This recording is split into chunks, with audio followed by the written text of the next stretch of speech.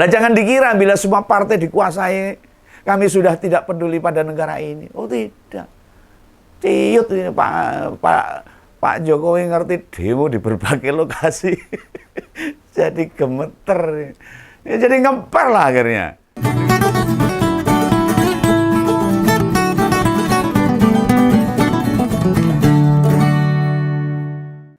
Sampai siang hari ini, situasi politik masih menghangat.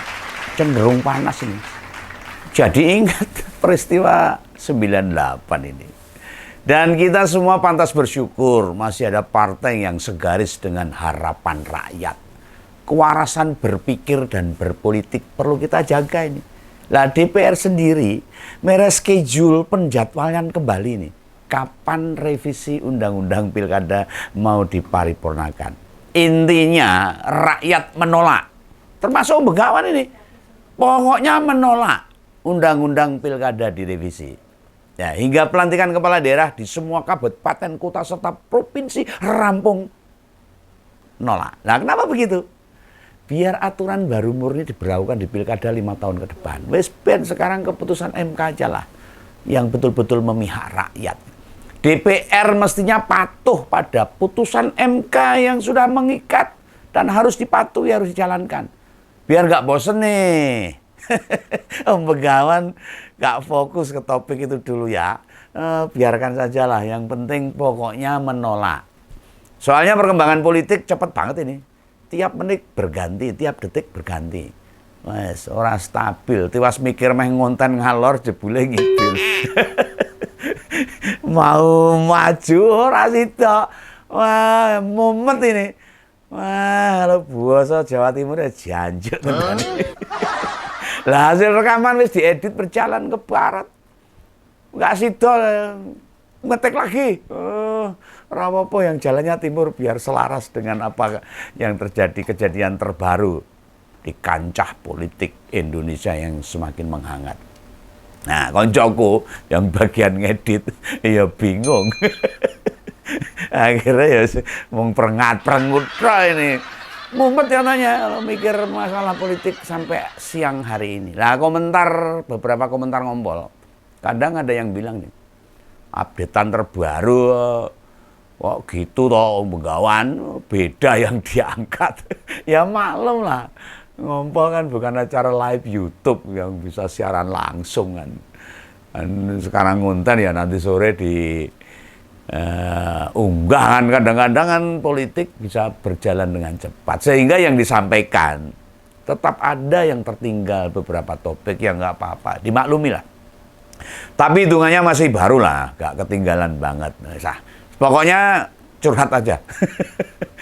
Di episode ini Om Begawan pengen bicarakan pernyataan Presiden. Ya, waktu hadir di penutupan Munaslup Golkar. Dia datang dengan berkemeja kuning tuh, dengan lengan panjang. Biyen abang 9 tahun terus jujuk kuning. Ora apa-apa ben kaya lampu merah. Besok ijo sisan. Sambil mesam-mesem tuh Pak Jokowi seperti merasa lega bila dirinya berhasil kuasai beringin.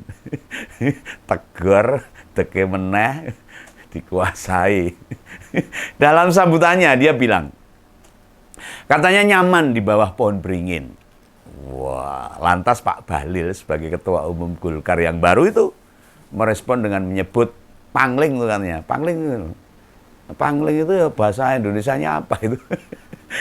Nggak kenal gitu loh. Walah, bahasa basi. Seorang gumun Pak kayak gitu tuh. Katanya itu dikira kader baru Pak Jokowi itu. Alah, galagasi aja. Drama itu, sandiwara itu. Seperti lagunya Gong 2000. Dunia ini panggung sandiwara. Semua mudah berubah. Ya kayak Pak Bahlil ini. Padahal kami ini wong bloon Pak, gak ngerti permainan politik yang kayak gituan. Kuno itu. Nah sebelumnya Pak Bahlil itu cerita begini. Raja Jawa ini kalau kita main-main bisa celaka loh. Kita bisa celaka itu. Beneran itu ngomongnya. Nggak kesambet. Sudah nganggap presiden sebagai raja ini. Dan keinginannya nggak bisa ditolak. Jangan gitulah Pak. Jadi beneran ini. menganggap Pak Jokowi raja. Lalu semua partai tersandera sama Pak Jokowi. Apa rakyat yang menolak keinginan Jokowi bakal celaka juga? Seperti ketua-ketua partai yang menolak keinginannya presiden. Itu ya mbok mikir toh Pak Bahlil. Aduh, ini ketua Golkar terpilih cara bicaranya kayak gini nih. Dalam tradisi Jawa itu Pak, maupun ajaran agama, apakah dibenarkan tuh mengkultuskan seseorang, mendewakan seseorang, menyembah seseorang itu?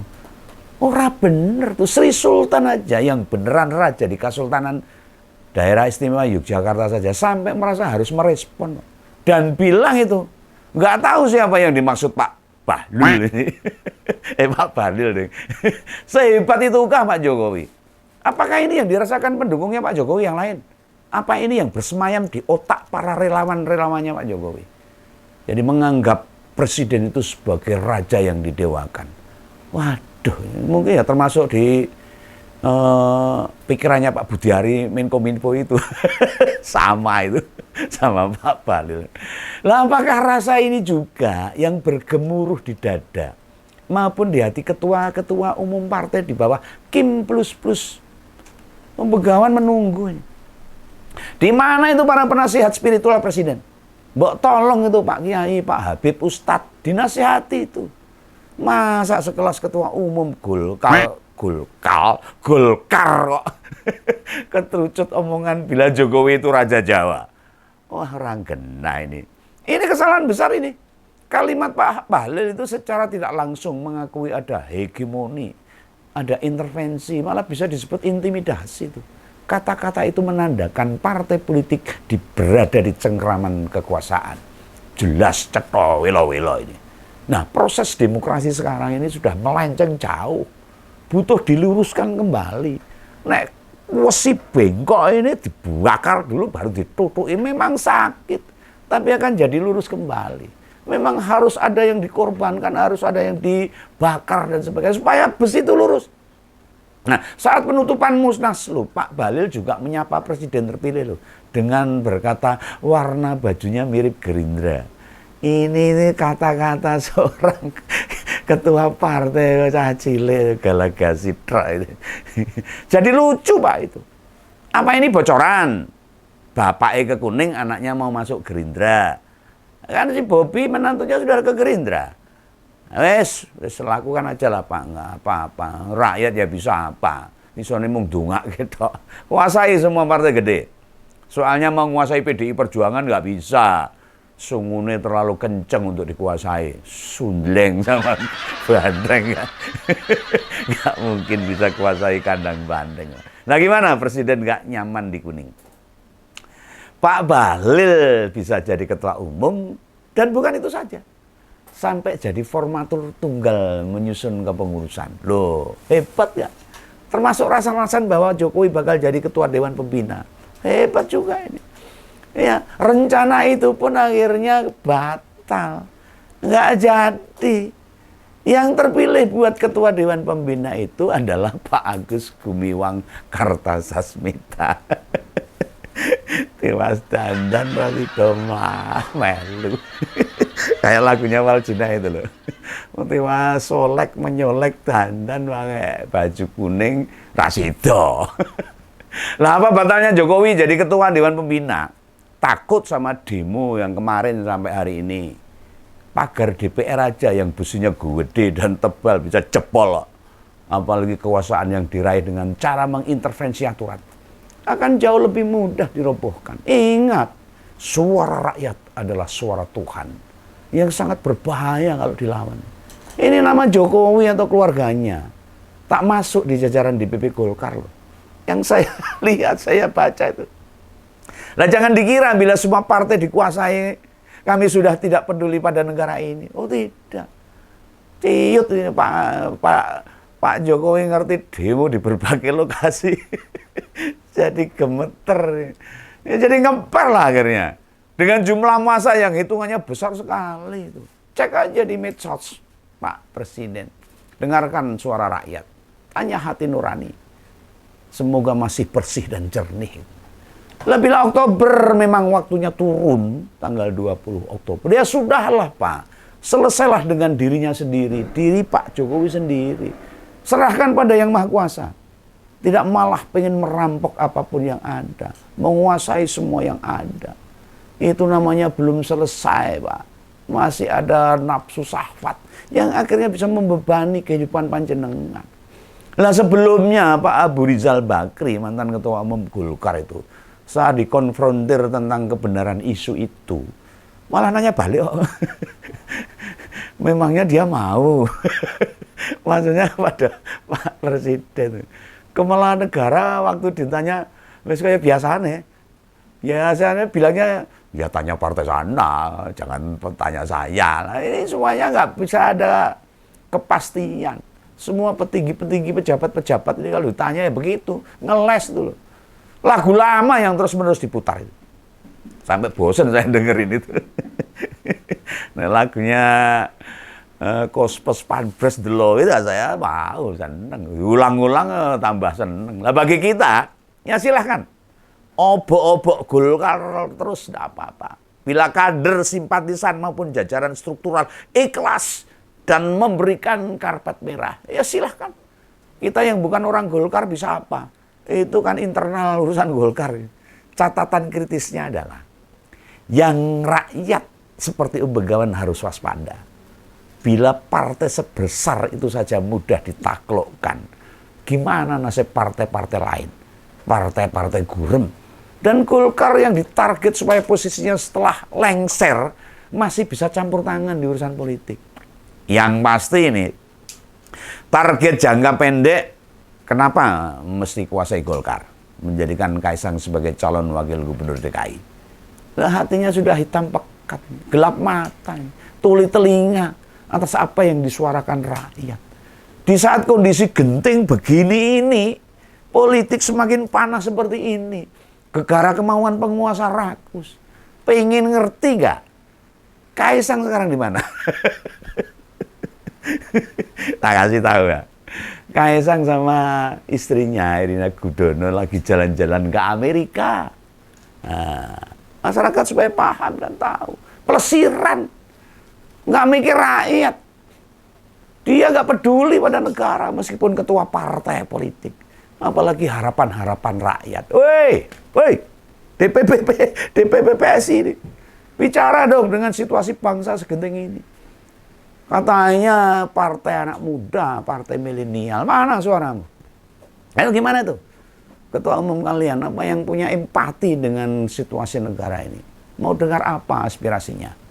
Lawang ke Amerika saja, naiknya private jet loh. Dan itu penerbangan milik Gulf, apa ya itu? Gulfstream lah. Duit yang dikeluarkan buat terbang naik ginian ini mahal banget. Wah, larang cocok. Orang tekan saya. Sewa pinjamnya itu 123 juta. Sementara perjalanan ke Amerika itu butuh 24 jam. 123 juta per jam sewanya itu. Bayangkan, 123 juta kali 24 jam. Berapa miliar itu? Itu berdasarkan info yang Begawan gali loh, yang saya dengar loh. Bukan fitnah ini. Kalau salah ya bener kan nanti. Lah piye? Oh aku urung tahu nang Amerika numpak pesawat jet private. Paling-paling ya Jakarta, Surabaya. Lalu Begawan ngertine bukan Amerika, Amerini lah. Ame Susi sama Ame Sidi, Ame Mbak Tuti. Nek Amerika rung tahu lah aku, belum tahu. Maka sekali jalan Kaisang ke Amerika itu bayarnya lebih dari 2 miliar. Bayangkan nek PP Indonesia Amerika dengan jet private itu 4 miliar lebih. Mana nalarnya? Mana pikiran seorang pejabat untuk mikir rakyat yang makan sehari 50.000 aja direwangi kemeringat. Ini cuma naik pesawat 2 miliar sekali jalan. Hebat ya. Bayangno lah. Wong kaya ngono sing ame dadi kepala daerah, habis negara ini. Gimana mau mikir rakyatnya? Nah, oh ya, di mana Wapres terpilih? Selain Kaisang, Gibran Raka Buming Raka di mana? Yang mundur dari wali kota Solo. Yang panggilannya kalau orang-orang pendukungnya tuh masih neng ngendi? Di mana sekarang? Katanya mau belusukan belanja masalah. Tuh kemarin rakyat pada turun ke jalan tuh masalah banyak tuh. Belanja di sana. Berani nggak? Nggak usah belusukan, mumpung rakyat pada ngumpul temui mereka. Ada yang tahu nggak kemarin di mana dia? Ketika ada pendemo di mana dia? Nah, saya cari-cari tuh menurut Ngompolres. Gibran ini kira-kira ini punya keberanian nggak nemui pendemo yang jumlahnya ribuan ini? Kayak menemui pendemo di Solo tuh yang jumlahnya cuma puluhan itu loh. Ya, kalau naik Solo ya berani dia kepala daerah. Coba temui pendemo di Jakarta atau di Yogyakarta itu yang memprotes politik dinasti, yang mengawal keputusan MK. Ya mestinya harusnya berani sebagai calon wakil presiden yang akan datang. Di mana dia? Nah, tidak hanya Gibran loh. Di mana para influencer-influencernya yang kemarin diajak ke IKN? Para bintang film, mana Raffi Ahmad? Mana Atta Halilintar? Mana Irwan Syah? Mana Dana Emes? Mana ada Omes apa-apa itu? Bukan itu saja, ketua-ketua relawan, Mbuh Projo, Mbuh Samawi, Mbuh Barat JP, Mbuh Seknas Jokowi. Jangan diam. Itu mahasiswa sudah turun ke jalan, buruh sudah turun ke jalan, temui dia. Jawab apa kesulitan mereka. Iya toh? Belum lagi loncat politik itu. Mana dia? Model Budiman Sujatmiko, Marwarar Sirait, atau petinggi partai yang sekarang dukung presiden, Bung Fahri Hamzah, Bung Fadlizon, Grace Natali, Bung Ade Armando, mana? Jawab ini. Kepentingan masyarakat, mahasiswa, rakyat, dan para buruh. Mereka pada diem. Nggak berani keluar nih. Pada sembunyi kemana? Nggak ada yang berani bersuara kan? Kalah ini sama anak-anak mahasiswa. Yang sekarang sudah mulai turun, sudah mulai berani, sudah mulai sadar bahwa keadaan negara Republik Indonesia itu sedang tidak baik-baik. Khususnya cara-cara berdemokrasi. Konstitusi yang semakin rapuh. Mahasiswa akan menjadi dampak terjelek nanti. Orang itu apa-apa, remuk negara ini. Dan mahasiswa seluruh Indonesia mulai sadar bahwa mereka harus mengawal itu. Nah, itu mana itu pendukung-pendukungnya? Gak perlu muncul fisik lah. Nyetatus aja kayak Pak Budiari itu. Biar direspon sama netizen. Banyak yang setuju atau enggak. Ayo. Ini Om Begawan tantang itu untuk keluar memberikan statement atau komentar dalam demo hari ini dan kemarin para mahasiswa, rakyat, dan para buruh. Ayo, saya tunggu. Salam Begawan, salam Ngompol. Dadah.